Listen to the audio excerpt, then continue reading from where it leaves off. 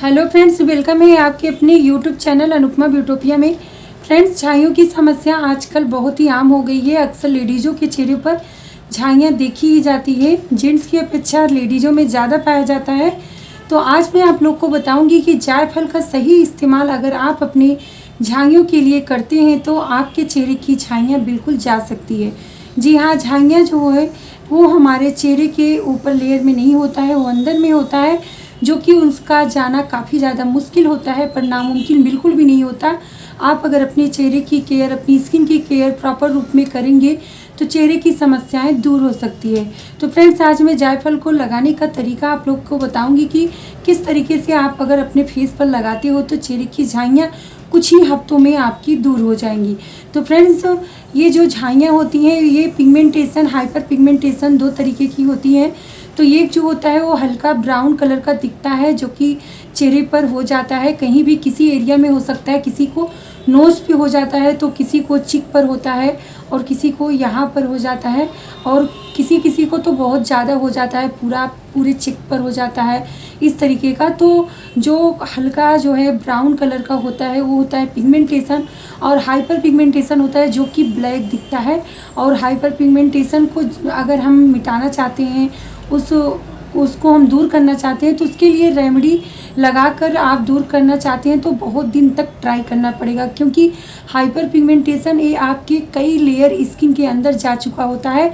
और अगर पिगमेंटेशन है तो वो थोड़ा उससे जल्दी आपका रिकवर हो सकता है। तो आज मैं बताऊंगी कि आप कैसे इस्तेमाल करो जायफल का।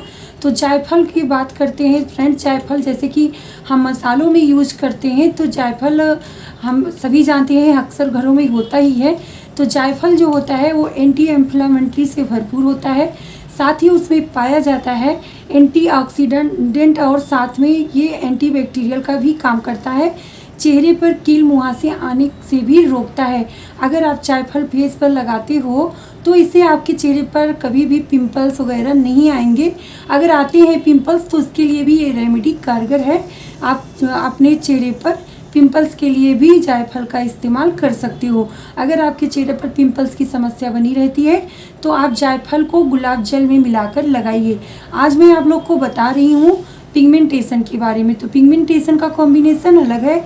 अगर आपके चेहरे पर पिंपल्स की समस्या है तो उसके लिए आपको अलग इंग्रेडिएंट्स का यूज करना पड़ेगा। जैसे कि मैंने बताया कि पिंपल्स के लिए आपको रोज़ वाटर के साथ जायफल का पाउडर बनाकर आपको थोड़ा सा मिक्स करके आपको जहाँ पर आपको पिंपल्स की समस्या ज़्यादा होती है वहाँ पर लगाकर 15 से 20 मिनट के लिए छोड़ देना है। तो चलिए हम देख लेते हैं कि जायफल को हमें किस तरह अपने झाइयों के लिए इस्तेमाल करना है। तो प्लीज़ फ्रेंड्स, आप लोग से रिक्वेस्ट है कि वीडियो को ध्यान से सुनिएगा और लास्ट तक देखिएगा। अगर आपके चेहरे पर ऐसी समस्या है तो उसके लिए आप 1 से 2 वीक तक समय दीजिए, ज़्यादा नहीं, बस इतना ही।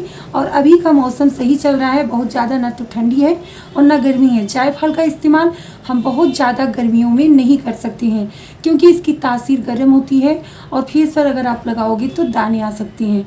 तो इसलिए आप ऐसे मौसम में लगाइए ताकि आपकी स्किन सह सके। तो फ्रेंड्स, इस रेमेडी को बनाने के लिए हमने यहाँ पर जायफल लिया है, और आप देख सकते हैं कि एक जायफल हमने यूज़ भी किया हुआ है। मैं जायफल अक्सर यूज़ करती रहती हूँ, इसे बच्चों को दूध में भी दिया जाता है। तो आप जैसे बच्चे को सर्दी जुकाम है तो उसमें दूध में मिलाकर आप पिला भी सकते हो, बहुत ही ज़्यादा फ़ायदेमंद होता है। तो ये देखिए मैंने यूज़ भी किया हुआ है आधा।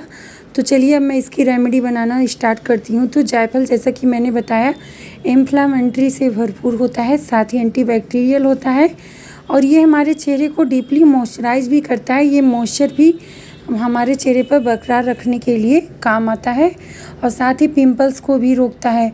तो यहाँ पर मैंने एक लिया है फ्रेंड्स, ये सिलबट्टे का मैंने ये बट्टा लिया हुआ है जो कि पत्थर का है। तो इसे पत्थर पर ही रगड़ कर आपको बनाना है। तो ये जो है गोल साइड में है, तो मैंने मिल्क डाला और नीचे गिर गया, इस पर मिल्क रुका नहीं।